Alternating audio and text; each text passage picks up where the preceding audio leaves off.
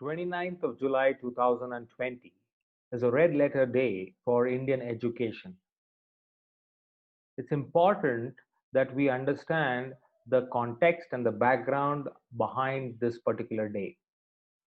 Consultations on the new education policy began as early as 2019. The draft policy was out for all of us to have a look at it. After an extensive consultation, both in the public and in the private sector, we finally have the much awaited policy after 3 decades. Now, thanks to the lawmakers and our representatives of the parliament, that we now finally have a new education policy to go ahead with.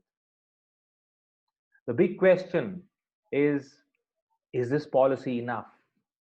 Is this policy successful in making education relevant for all those millions of children who are in schools, colleges, and universities? My name is Chandrashekar, and I have been in education space for the last 2 decades. With that, I make this attempt to decode the new education policy for all my fellow educators who are in this space. This presentation is for all of you who are teachers, school leaders, practitioners, and institution builders. Now, before I get started with the new education policy and my perspectives on that, I would like to make a couple of disclaimers.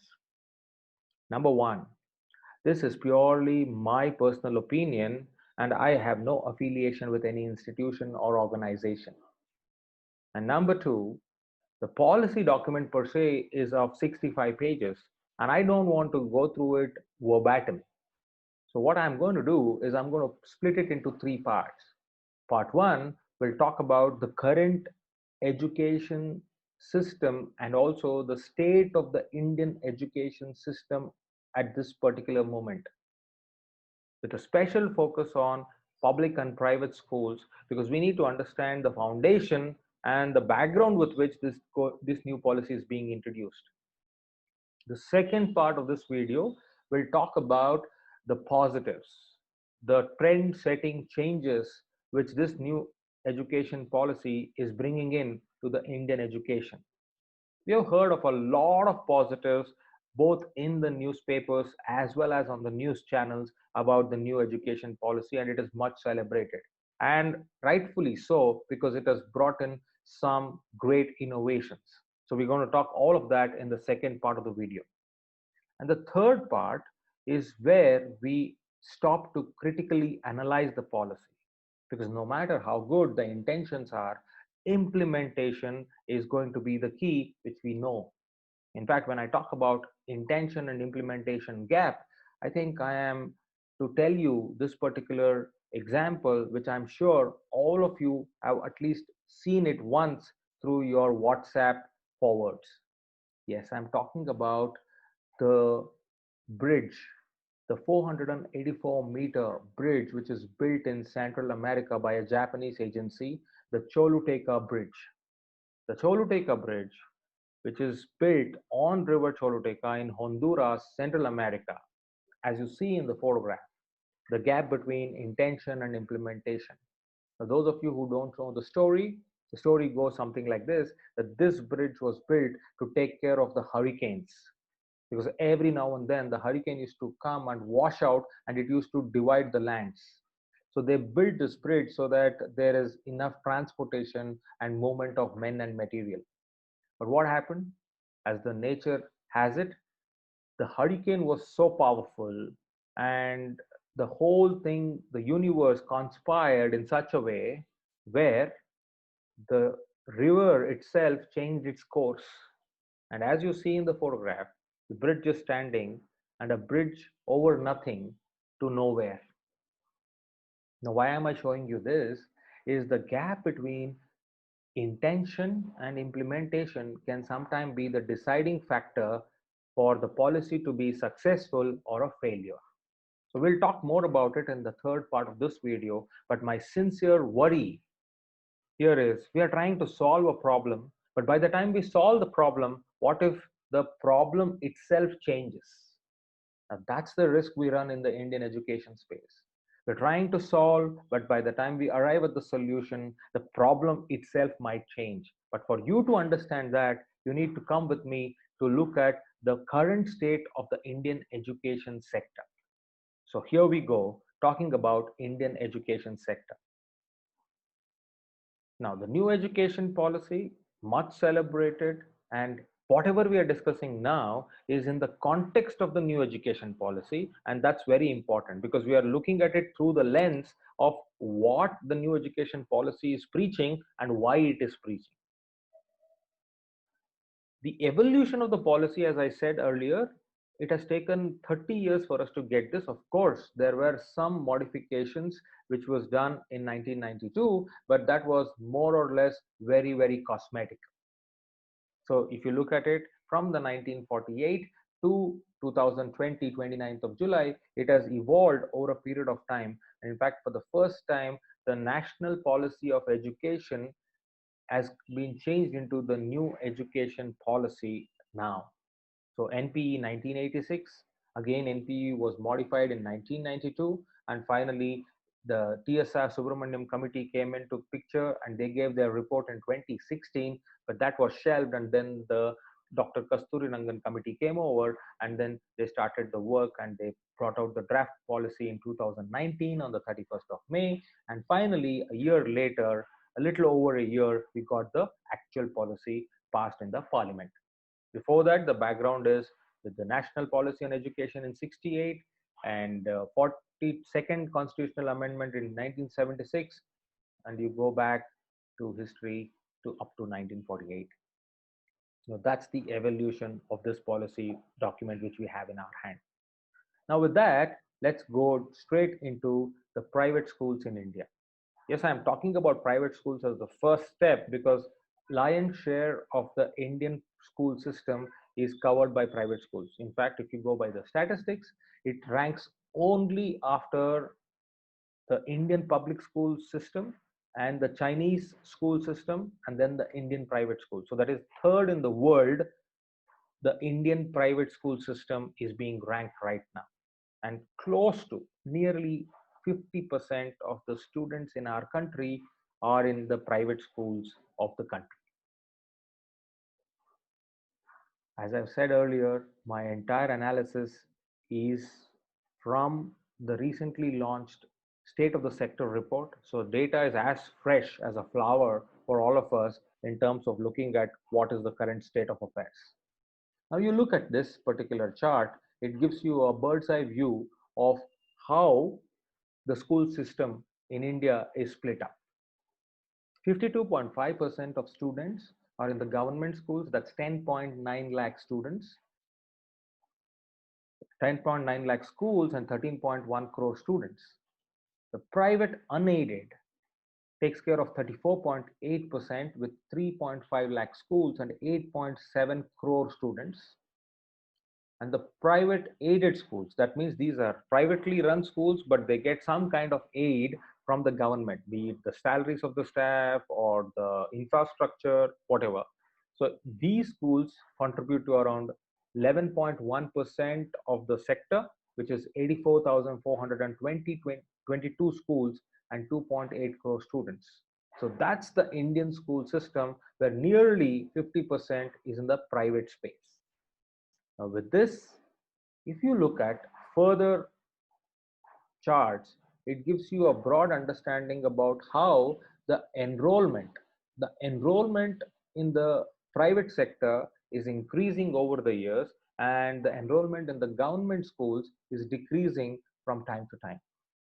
So in that context, the country's aspiration for quality education and improving 21st century skills is only growing.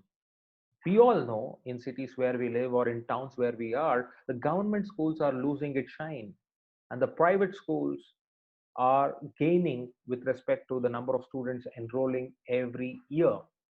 Now, if you look at it, I have given you the breakup of the government, private, and the aided schools on your left side of the screen. But on the right side, if you look at it, the proportion of students attending private schools is rising rapidly. So it has only grown from say 9.2% to 34.8%. Look at the blue dots on your right side of the screen. And this is a source from the NCERT UDICE document. Okay, so that's the current state. Now, why are people choosing private schools? It's an open secret. Better learning environment than government schools. English medium education, the much celebrated English medium education. Government institute is not available nearby. And now it may be that there is no infrastructure, but even otherwise, that the infra is there, but there is no teacher, there is no system, and that's why they don't go there. And other reasons, a variety of reasons why people are not going. But all these things put together, parents are preferring private schools because they want better learning for their children.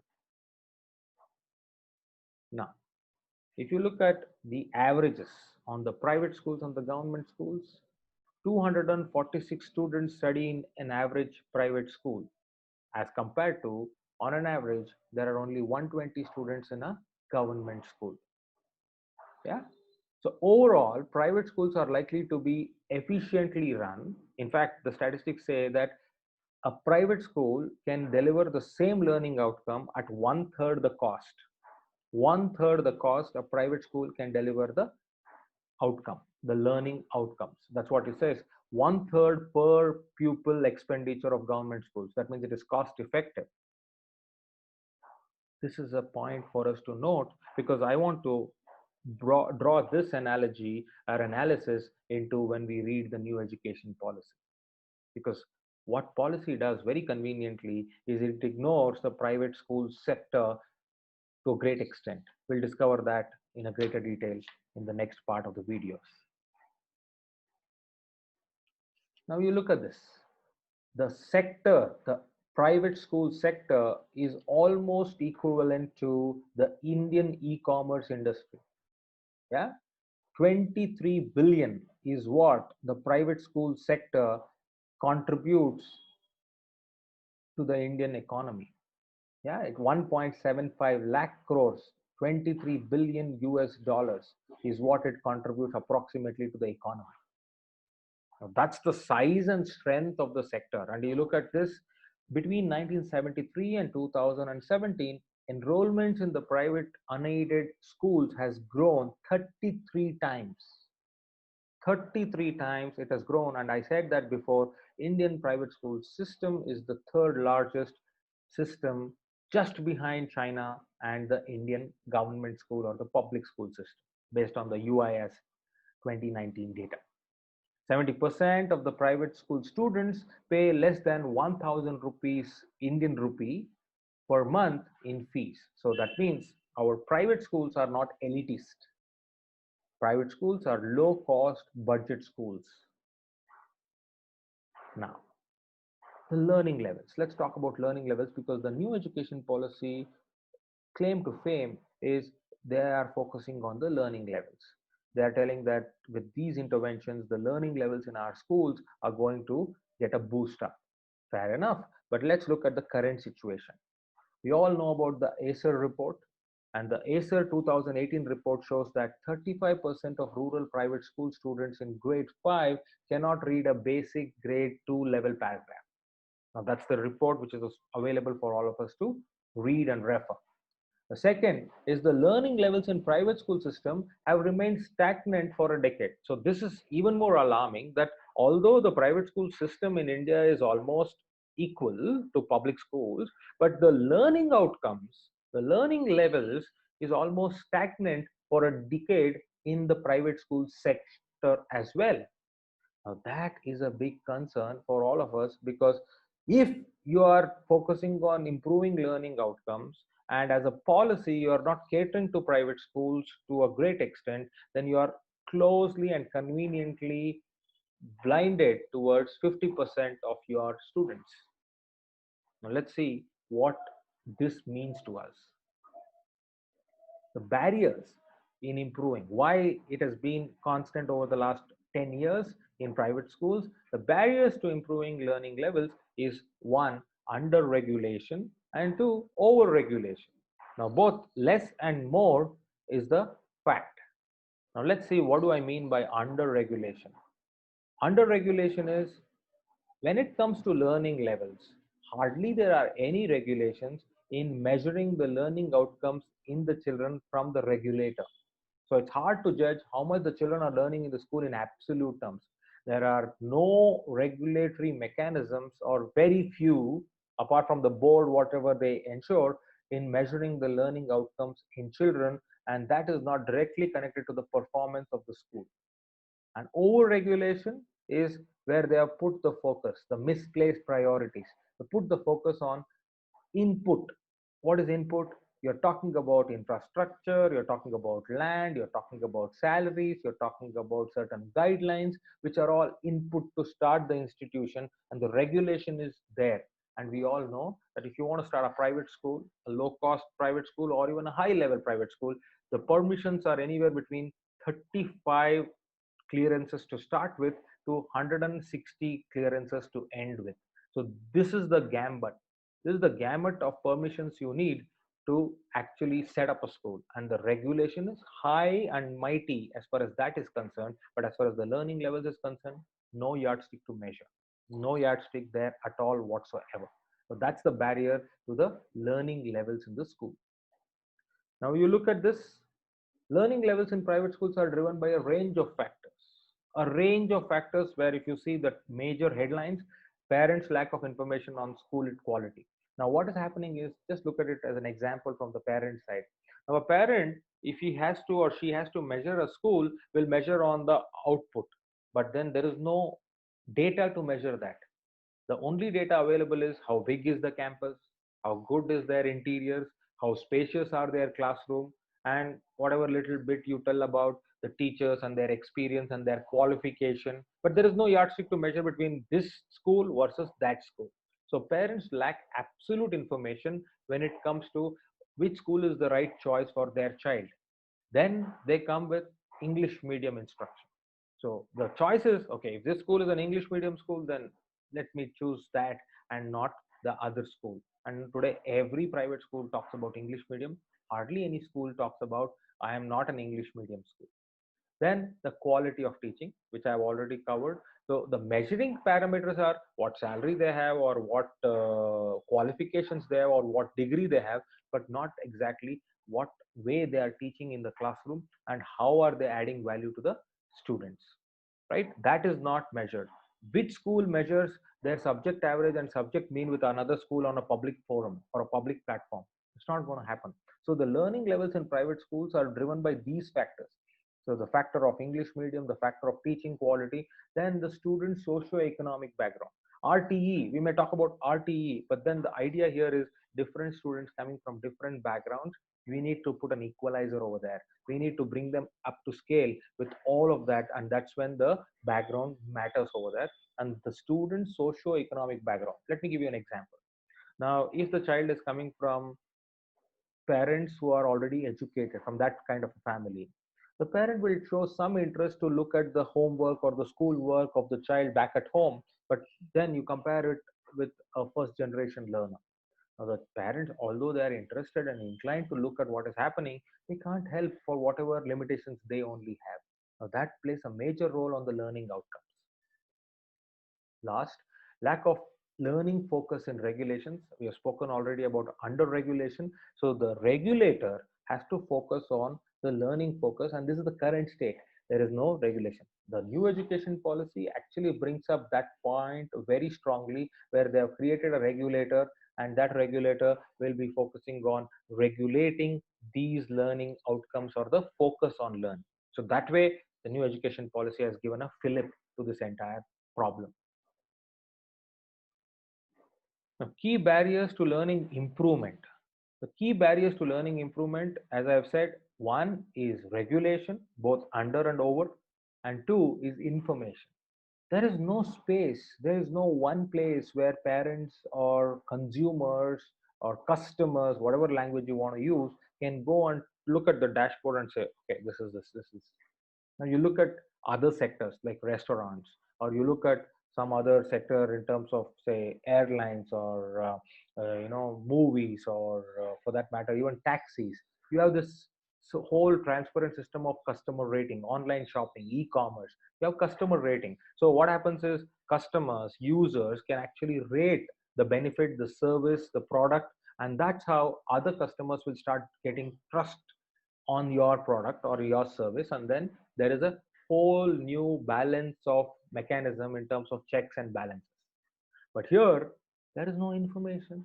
The information asymmetry is to the highest when it comes to the sector. Every school has their website, and whatever they claim on their website is the reality.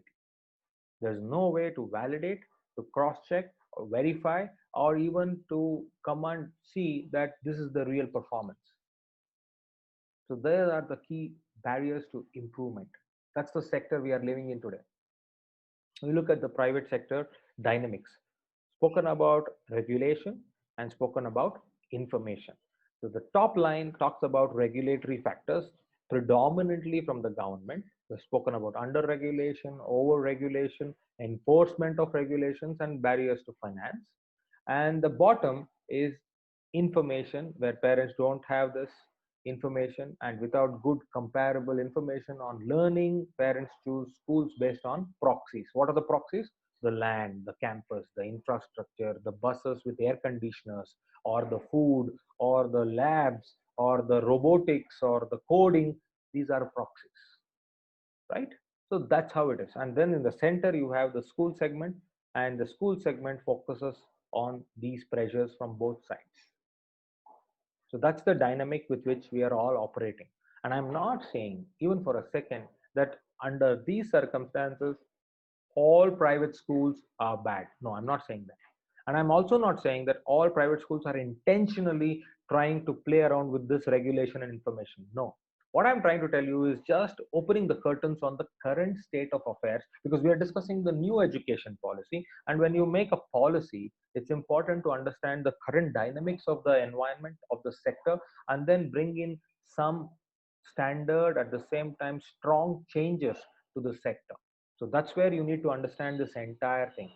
In fact, as I'm talking, you may even empathize that this is the fate of a parent, this is the fate of a teacher, this is the fate of a school administrator, an entrepreneur who is trying to start a private school. This is the state of even a government law regulator. So it's not blaming anybody. It's about creating an environment where all of us can come together to look at what is happening in the sector. That's why I say dynamics of the private school ecosystem. Okay. Now, regulation happens at any level and multiple levels. It happens at the governance level, finance level, operations level, infrastructure levels, and the learning outcomes. But then the learning outcomes happens very, very low. Look at that star mark. Learning outcomes are not a focus of existing regulatory frameworks. Today, the learning outcomes are only looked upon by the boards, whether it is CBSE or ICSE or anything, and that's it. The law of the land, whichever state you represent, whichever nation you are a part of, at least in India, I'm talking about, law of the land has very little regulation on the learning outcome. Okay, and the graphical representation here talks to you about how, when you are opening a school to you're growing a school, what all you need to fulfill. And as I said, anywhere between 35 permissions to 155, 160 permissions, and some of them are ongoing basis where you need to renew it on a regular basis. So that's the whole focus. As an educator, if I put my energy there, as a school leader, because principal is responsible for almost everything, if I'm putting my energy there, obviously the learning outcomes are going to take a back seat, right? So we need to create a mechanism where it is equally divided, where people can put their priorities in the right place. Information asymmetry, we've already spoken about it, but a little more in detail. Parent priorities. 73% of the parents choose private schools because they believe that the children will have better learning outcomes. The belief is there, but that's just the belief. It's intangible. What is tangible? Not available. Poor information quality. 60% of private schools are not covered by board exams. In fact, that's the biggest challenge, where there are private schools in the country where up to the first level of board, the school is ending. So 8th grade or 9th grade or 10th grade, schools don't even go up to them. In fact, the new education policy has addressed that, where it has brought in mandatory exams at grade 3 or 5 or 7. That way, at least these schools are now brought into the regulation. School choices. In the absence of information of learning, as I said, parents choose proxies like infrastructure or reputation. Then incentives for schools. Schools market themselves by improving their proxies rather than learning levels, right? Very few competitive schools are focusing on, okay, our subject average was this, our mean was this, our median was this, or my aggregate score is this, the CGPA score was that. No, everybody talks about their infra, their campus, and their new additions in terms of innovative things to students, and that's what parents are also getting carried away with. So that's the current state of the sector. Not just this, if you look at it from a 35,000 feet view, the government has tried its best to look at changing these dynamics.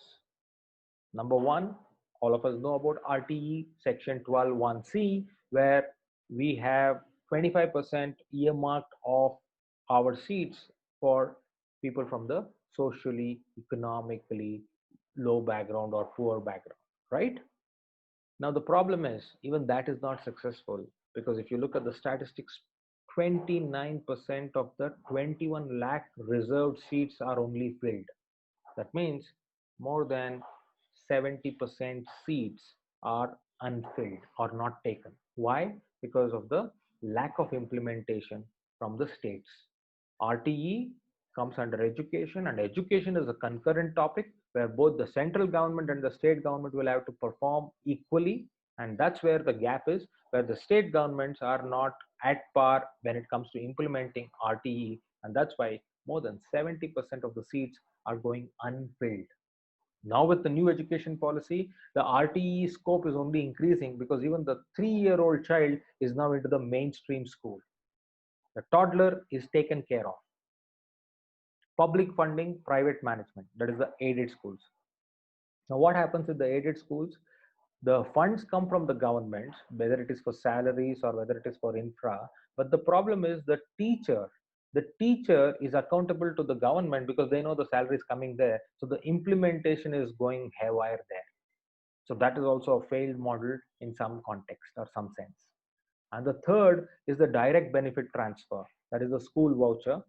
A case study was in the Andhra Pradesh school choice experiment, where they saw some promising results, where the scheduled caste, the backward caste, they were also having the equal incentive to take up admission just because they had these vouchers. And when I have a voucher where I get the direct transfer of the benefit into my account, I am at free to decide which school I should be going. And that actually showed some promising results. But unfortunately, not many governments are subscribing to the school voucher system.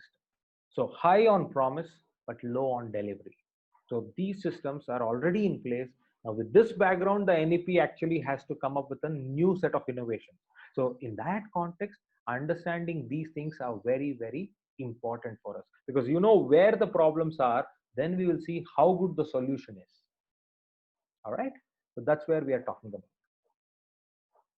Last but not the least is, these are the 5 reform pillars to improving private schools in the nation, right? Government schools completely is covered in NEP, so I'll talk about that in the next video. But here, when we talk about private schools, these are the 5 things. Now, well, let's see these 5 things and how NEP is going to attack all of that, because in one sense or the other, NEP is actually telling how to handle these 5 things in its own words. One, creating a universal learning indicator, right? So every student, no matter where you are, you need to be on the same learning indicator, right? So a centralized learning indicator system, a universal one for all the students. Two, developing a pragmatic accreditation framework, right? And that's why NEP talks about an accreditation center where every school is accredited by that particular framework, a self-disclosure scheme, and all of that. So that's the second one. Third, establishing an independent regulatory agency for education. I know you're all aware that an independent regulatory agency, both for private schools, for public schools, so that is school education, and the higher education, is now being put in place by the NEP. The Higher Education Council of India has four legs. We'll talk about it later, but then they're talking about funding, they're talking about regulation, they're talking about accreditation, and they're talking about academic operations. So we're talking about all of that. Then reviewing non-profit mandate and existing fee regulation. Now, even to this day, 2020, 21st century, for-profit education is a crime, is a taboo word in the Indian education context. And NEP disappoints us even now with that particular context. Because even in NEP, for-profit education is grossly ignored and in fact attacked directly that for-profit education is not right. Now, if you are looking at making profit out of education as a crime or as not such a good thing, then how are the systems inside private schools going to improve? Because the dynamics are not going to change if you are not going to change the output, right? So that's another thing. So you need to review the non-profit mandate and existing fee regulations needs a review, which NEP fails to do. Last but not the least, strengthening the RTE section. We've spoken about it. The section, the intention is amazing, but the implementation is disastrous. So you need to bring it into the ambit where no problem, even the private schools have to follow it. There's nothing wrong because India needs more schools to take care of its children. Having said that, there should be a mechanism, a win-win for all so that we contribute and we coexist. So these are the five pillars of strengthening the private school system in the country. And I'm speaking totally about this only because you need to understand 50% of our Indian education system when it comes to schools is in the private sector. Okay, so with this, we come to the first part video, the end of the first part video. And next part, we will be talking about the new education policy, the positives, and how the new policy has attacked or trying to solve these things and how it has taken cognizance of the current system in education of the country. I'll see you on the other side of the video. Till then, spend some time doing some research, looking at these things and reflecting upon how our schools, the space in which we operate, are currently operating. Thank you so much. Chandrashekar signing off here, and I'll see you on the next video, the NEP 2020, Making Education Relevant. Thank you.